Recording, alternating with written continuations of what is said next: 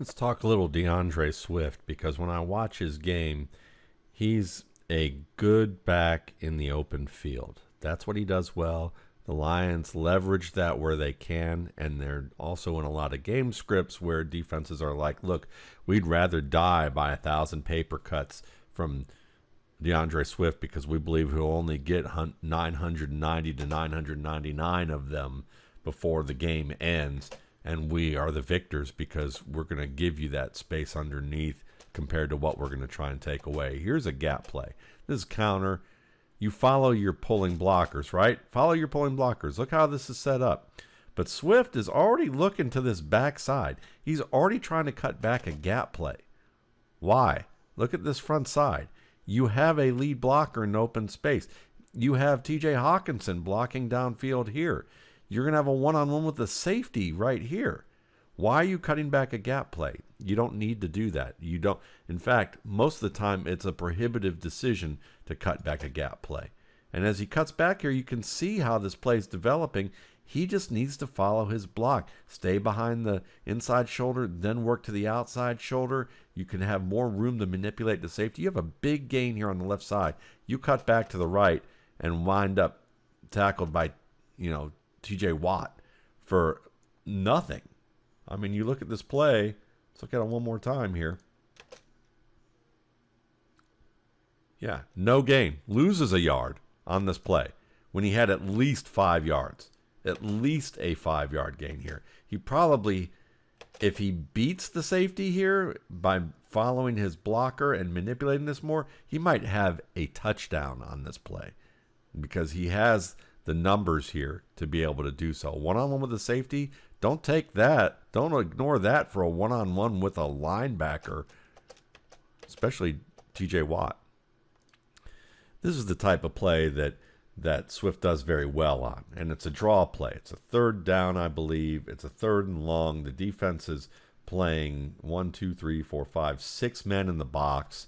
You're simulating open field here so he can run to space, and then when he sees that the space is clogged, he can then create a nice little jump cut there. Now he can change direction. Now he finds the cutback, and this is all open field running. This isn't designed scheme running here where you're having to set up blockers. It's more about finding the open space and running to it and trying to create it where you can. That's where DeAndre Swift is good. And it's why you see him on third downs. You see him on draw plays. You see him on screens and places where you can simulate open field running. But designed runs, that's why they have an A-back.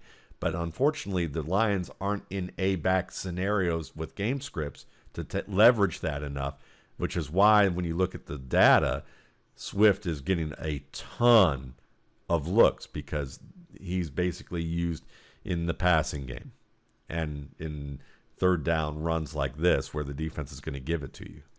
This is one of the nicer runs of the day for Swift. It is a gap play. It's counter, and he does follow the front side pullers this time, or the pullers towards the front side. He presses it reasonably well. He's not pressing it that as tight as you'd like to see, but it's enough for him to get downhill. He runs through a reach attempt to the backside, which is good job there, and then he's able to push, and the team is able to push with him and get another 5 to 6 yards with that little scrum there. But you can see he's not maximizing his opportunities here. Here's another counter play. This is where you want to go. You've got a seal outside. You can work patiently inside shoulder, then work to the outside shoulder right here and get around 45. But instead of getting around 45 and going through this crease, he chooses the crease where the leverage is advantageous for the defense. And he gets stuff for, he gets 4 yards. But this should have been a huge run. Huge run. He would have a one-on-one with the safety heading towards the outside here. Now, this is nice with Swift because, again, you've got ISO, you get a lead block here. He pulls through a reach there, pulls through a reach here, high. Again, these guys are not getting good tackles on him, but he's doing a good job of breaking the tackles there. That's nothing wrong with Swift, and just because the defense isn't playing great doesn't mean that he's not doing a good job here. He is breaking tackles, breaks multiple tackles, gets 10 yards on the play. Biggest play of the game for Swift, I believe, 32-yard gain. Well, look how well this is blocked. This is a run to open space. Nice hurdle. Again, open field work. Give him open field simulated plays, and you can leverage his speed. You can leverage some of his agility. He's going to do a good job for you. This is a good play from Swift. You actually see him press towards the line.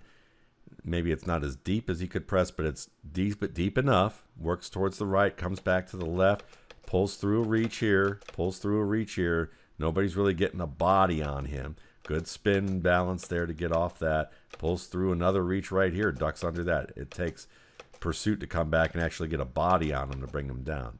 You can't reach tackle this guy. In most backs in the NFL, you can't reach tackle. Here's basically another open field run on counter. He does press a little bit to the inside, but look at all that space to the outside. These are the types of plays you're trying to get DeAndre Swift. Not between the tackles, but along the edge or big creases in the middle that are going to be created because of down and distance, because of the type of run design, which is more of an open field simulation like draw or screens.